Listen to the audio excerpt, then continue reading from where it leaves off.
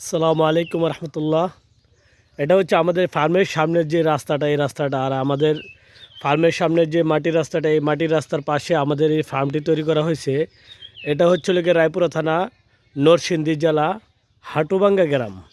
হয়তো অনেকে বলতে পারেন, অনেক সময় আমাকে প্রশ্ন করেন এই জায়গাটা কোন জায়গায়। এই কারণে আমি আজকে ঠিকানাটা দিয়ে দিলাম আপনাদেরকে।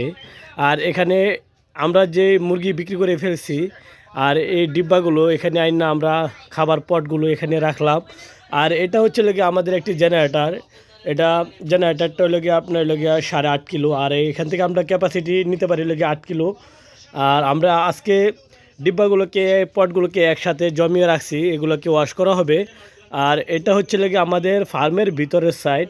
এখানে আপনারা দেখতে পাচ্ছেন কুলিং প্যাড, এবং আমাদের কুলিং প্যাডের সাথে একটি দরজা আছে। আর এর পাশাপাশি এখন যেহেতু গরম সিজন চলে আসছে, এখানে আমাদের যে পানির পাম্পটি আছে, যার সাহায্যে কুলিং প্যাড ভিজানো হয়। এবং বাইরের সাইড আমাদের এখানে একটি ড্রাম দেওয়া আছে, এটা থেকে পানি সে নিয়ে কুলিং প্যাডটি ভিজায়।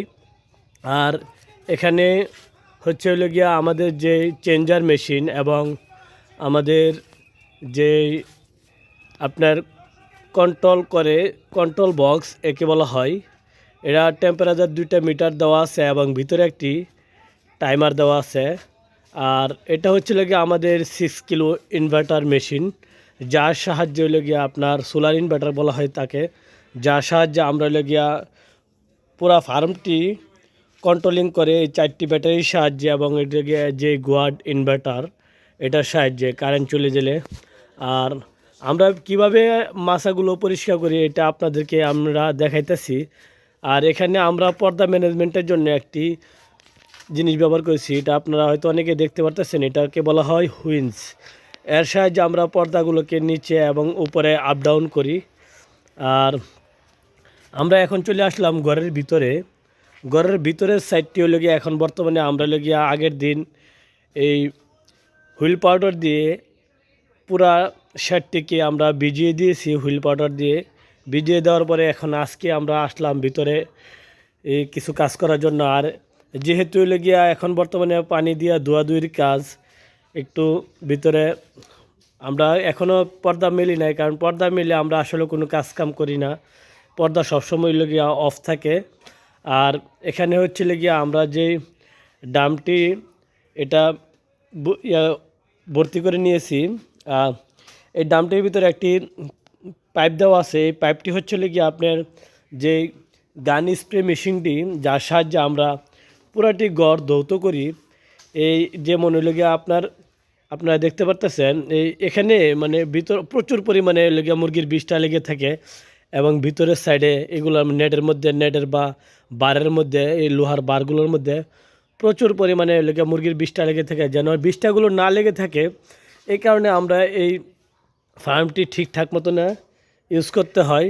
আর এটি হচ্ছে গিয়া আপনারা দেখতে পাচ্ছেন, এটা হচ্ছে গান মেশিন। এটার সাহায্যে খুব দ্রুত স্প্রে করে দেওয়া হয়, যেন ময়লা এখানে না থাকে। এরকমভাবে আমরা স্প্রে করে দিই।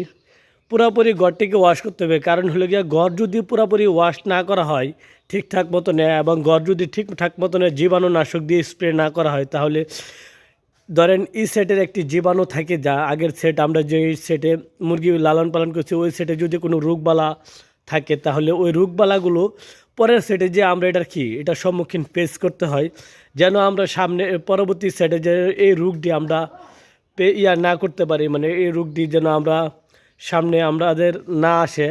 এই কারণে আমরা পুরোপুরিভাবে লেগিয়া যেই মুরগির বিষটা এবং লেগিয়া সারে ঘর পুরোপুরিভাবে ওয়াশ করে 2-3 দিন লাগিয়ে, যেন কোনো সমস্যা না হয়।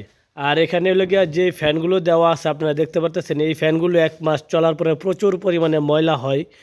যেহেতু গিয়া এখানে পুরা মানে বন্ধ থাকে, এটার মধ্যে প্রচুর পরিমাণে ডাস্ট, ময়লা জমে।